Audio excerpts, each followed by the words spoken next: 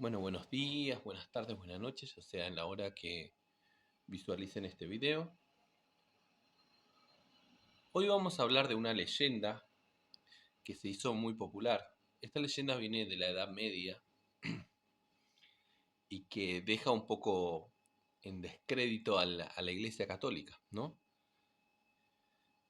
La leyenda de la papisa Juana. No sé si habrían escuchado esta leyenda medieval. Leyenda es porque no es verdad que, que existió. Pero bueno, tiene toda una historia inventada y que termina siendo una novela, digamos, ¿no? Dice, existe una vieja leyenda medieval que de una u otra forma se recuerda hasta hoy día. Contaban en Polonia, por ahí, por los siglos X, que en un momento sumamente difícil venían saliendo de una invasión y la peste diezmaba las poblaciones. Era tal la pobreza del país que solo los curas mendicantes, ¿no? Los curas mendicantes son los que, por ejemplo, la congregación de San Francisco de Asís, por ejemplo, son curas mendicantes, son curas que piden para comer y demás, eh, que viven, digamos, como don la pobreza, ¿no? Justamente. Las poblaciones de tal pobreza del país que solo los curas mendicantes y los niños podían a veces obtener alguna limosna. En estas condiciones, la sobrevivencia de una mujer pobre de más de 20 años y de inclinaciones muy religiosas era altamente improbable. Tal era el caso de Juana, que por ningún motivo quería trabajar como prostituta. De modo que optó por vestirse con las ropas de un sacerdote muerto por la peste y dedicarse a mendigar, así con más posibilidades de éxito. Pero Juana era una mujer inteligente y pronto se dio cuenta que obtenían mucho mejor resultado los sacerdotes que predicaban con éxito en las plazas y las iglesias en los pueblos. De más está decir que pronto Juana se transformó en un orador sacro de gran resonancia. O sea, Juana era muy inteligente y predicaba muy bien también, hasta el punto que acudían pequeñas peregrinaciones de gente de pueblos vecinos para escucharla. Los problemas de Juana ya no eran los de la mera sobrevivencia. Creció la fama de Juana, que no solo tuvo iglesia propia, sino que al tiempo fue nombrada obispo. Y en la imaginación popular, el obispo o cardenal no hay más que un paso y del cardenal al papa. Solo un poco de suerte. De modo que ya tenemos a Juana entronizada en Roma en la salida de los papas. Este hecho, cuya realidad histórica es absolutamente improbable, acá lo dice la historia, ¿no? Se convirtió en una leyenda que con algunas variaciones de nacionalidad y época fue profusamente relatada durante la Baja Edad Media y de una u otra manera se conserva hasta hoy en día, hasta el día de hoy. Por supuesto que la leyenda medieval no terminaba con Juana sentada en el trono de los papas. Contaban que durante un tiempo la mujer papa lo hizo bastante bien y más allá de toda sospecha, pero sigue la leyenda finalmente, pasó lo que tenía que pasar. La papisa, rodeada de hermosos pajes adolescentes, dedicado a su servicio, cayó perdidamente enamorada de uno de ellos. Estos amores tuvieron por resultado que generalmente tienen. Juana la papisa quedó embarazada. Al principio pudo ocultar su estado, pero con el correr de los meses se hizo tan evidente que comenzó a eludir sus apariciones públicas. Es posible que hubiese conseguido mantener el engaño de no mediar una circunstancia desafortunada. Hacía un mes que Juana no aparecía en público, ni siquiera en las ceremonias oficiales, y el pueblo romano comenzaba ya a murmurar. Además se aproximaba la fiesta de Corpus Christi y Juana a su vez sentía muy próximo el momento de su parto. De acuerdo a la leyenda, pasó lo peor que podía pasar. Muy próxima al parto, Juana se vio obligada a asistir a la larga procesión con que celebrarían el Corpus, ocultando su enorme vientre bajo los parámetros papales. 6 cardenales cargaban en anda, encima Juana, sentada, atravesada como un navío blanco, la muchedumbre que la perseguía tratando de obtener una bendición papal más personal. Según la leyenda, Juana alumbró ahí mismo, en plena procesión, rodeada por el pueblo que gobernaba. Y este es el verdadero final del cuento medieval, porque respecto al del destino posterior de Juana, hay versiones extremadamente contradictorias. Según unos, fue linchada acto seguido por la muchedumbre, pero otros terminó sus días en un convento. Aquí cuentan que volvió a la pobreza y tuvo que mendigar con su hijo. Allá dicen en cambio que ella y su hijo murieron años más tarde en un castillo papal, donde permanecieron encerrados.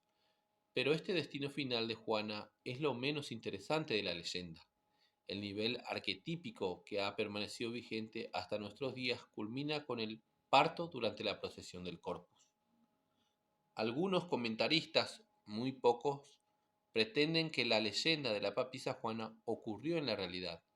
Para afirmarlo se basan, por ejemplo, en el hecho en el que los cónclaves para la elección de los papas desde el medioevo se haya utilizado la silla gestatoria, una silla sin asiento mediante la cual los cardenales encargados podían cerciorarse del sexo del futuro papa. En la, ver- en la verdad histórica parece que nunca hubo una mujer papa, pero el temor existía. Es probable que ese temor haya dado origen a la leyenda.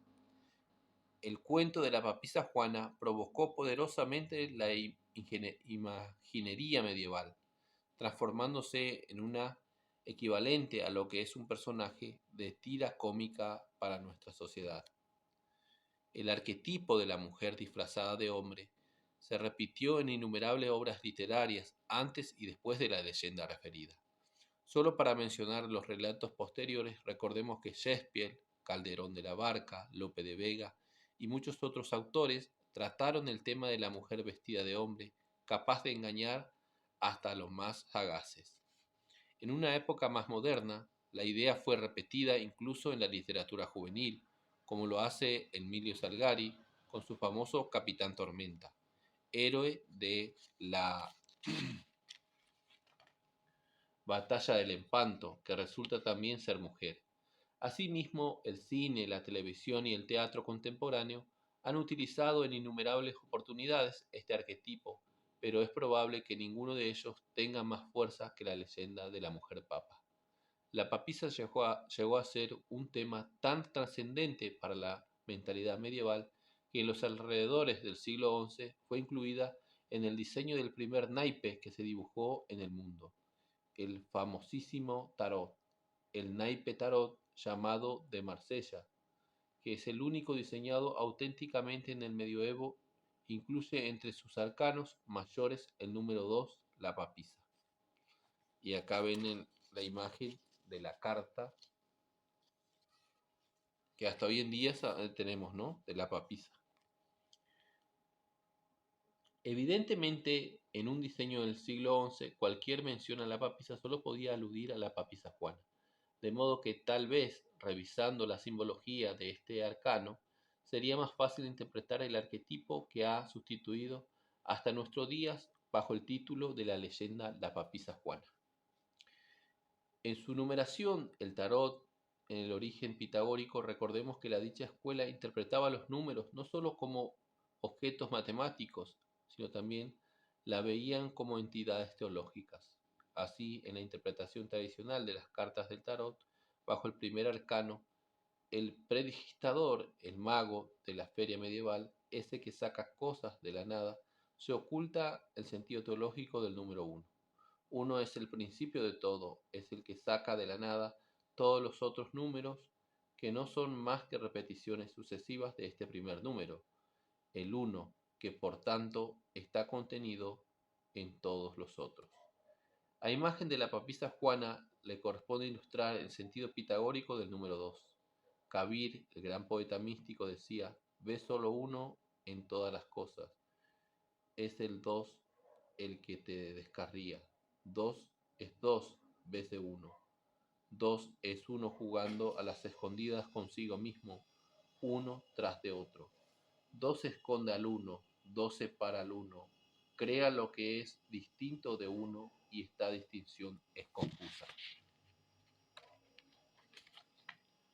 Se supone que el tarot es una descripción de camino místico de la vida, y en este camino el número 2 corresponde a esa etapa confusa de la percepción, en la cual el sentido de la unidad de todo lo creado se esconde en la apariencia de las formas distintas. Por eso, para la escuela pitagórica, en 2 es femenino. ¿Acaso la mujer no se divide en 2 al parir? Toda esta disquisición filosófica se escondía para los medievales y se esconde hasta hoy detrás de la leyenda de la papisa Juana, queriendo definir un estado de alma humana, ese estado ignorante de la unidad en el que el alma se siente sola y separada, rodeada de un mundo hostil. De ese estado el alma oculta un profundo temor a lo que es distinto de sí misma. Es la noche oscura del alma, cuando olvida que el uno subyace bajo 2 y que este tampoco es un estado permanente, porque después de 2 viene el 3. Gran parte de la cultura contemporánea desdeña este lenguaje de los símbolos, pero desde Carl Gustav Jung cada vez se da más importancia a estas imágenes de contenido trascendente, a la conciencia de la humanidad. Bueno, esta es la leyenda de la papisa Juana. Tenemos que tener en cuenta que es simplemente una leyenda, una novela, un cuento que se escribió en la Edad Media, ¿no? Y que cobró mucha fuerza y que muchos protestantes la utilizan como argumento para desacreditar a la Iglesia Católica. Pero el libro fue claro, lo aclara un montón de veces y dice que no es una historia verídica, es una leyenda, un cuento, ¿no?